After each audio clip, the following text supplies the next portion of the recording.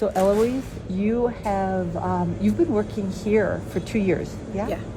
And your husband worked here for like 4 years before that, correct? Yeah. And I just wanted to say how sorry I am. You lost your husband about the same time that I lost my mom. And I suspect he was working here Yeah. and he contracted COVID. Yeah. While he was working. I am so sorry. And were they able to get him some medical help? Yeah, he did, and he stayed in the hospital for like a week and a half. He came back.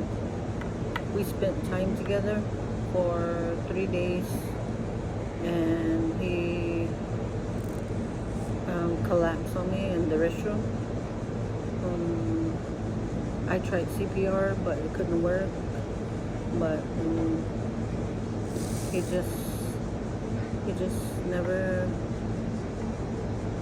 breathe again. So I'm so sorry. And you mentioned that the company stepped up. yeah, That Bowlin was able to help you. he was a real nice person. He talks to everybody, all the kids that he sees. He always says in Navajo, "Thank you, child, hello, child," in Navajo, and he said, be nice to everybody that he sees. He's a real good person, nice person, and the company known him for a while, and he was always nice to everybody. So the company then stood up, closed the store for a day when it was his funeral, and they helped out with the funeral service and the burial site.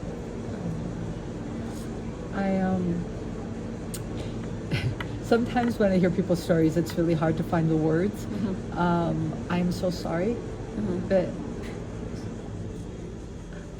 when I've talked to a few people in and around this area, what I've learned is that I talked to a woman named Melissa up the road here, and she was raised on the Navajo Nation like you were, on the reservation, and the challenges, because you're remote, because of maybe limited health care and just the logistics of getting food, doing everything to take care of yourself, can be hard. But what was interesting is that it seems like the way she described it, the community really kind of came together. She felt really supported, that people tried, they were very ingenious in trying to find ways to support each other. Was that your experience? No, it was more of friends,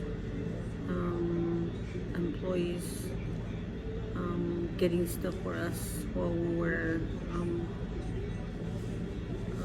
what was it called? We've been staying home, can't go anywhere. And When you were in quarantine? yeah, when we were in quarantine, is what I'm trying to say. Yeah, sure. Yeah, so we've been in quarantine for a while, and my manager brought water, food, and whatever we needed. They would go to the store and get it for us and bring it back. After all this, getting through my husband's loss, I went through losing my sister and her husband too, and a couple months later I lost my aunt again. So it's been kind of like It's devastating. yeah, so it's kind of hard talking about it sometimes, but the only person I can talk to now is my husband, my new husband, partner. Yeah. Yeah. And I think every so often I run into people who have had your experience where it's not one loss, it's compounded loss, right? And you have one and then another and then another. And I think in the midst of everything that's going on, it's really hard to figure out how to grieve and how to get better, right? So if you could tell the bosses or the leaders of the Navajo Nation or the governor if there was something that could be done to help and make your situation better, what would that be?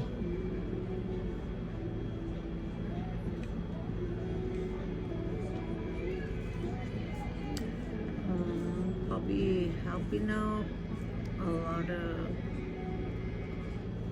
people that really need help, and like this company that I'm with, they do help a lot of us. They stand by us and they care for us and they care about our families, and more of the people that are doing wrong out there is like more getting released than people that really need help, and people that are doing wrong are like getting more help than others around here. Like if they could help out find people that get stolen or killed or whatever, they're the ones that need some help around, like the native land, the reservations out there. There's been some missing people out there. I heard about that. And besides COVID, there's a lot of missing people that people need help with, and that has to be terrifying. Yeah. So one of my niece's in-laws are one of the ones that went missing. Her in-law's daughter went missing, and they just barely found her, like in, I think she said 6 years. So they just found her body, her clothes, but not the whole body being found. I don't even know how you come back from that. So it's like scary here, and I just can't. Sometimes I just pull everything inside, don't talk about it. Are there any resources here to help? Because we have the checked houses, but checked houses don't really kind of like help like the way they want to help other people. Yeah.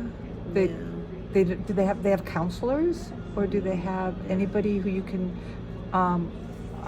We do have the Navajo Nation in the Window Rock that helps out with the like stuff we can request. Like they helped out the stimulus check and everything.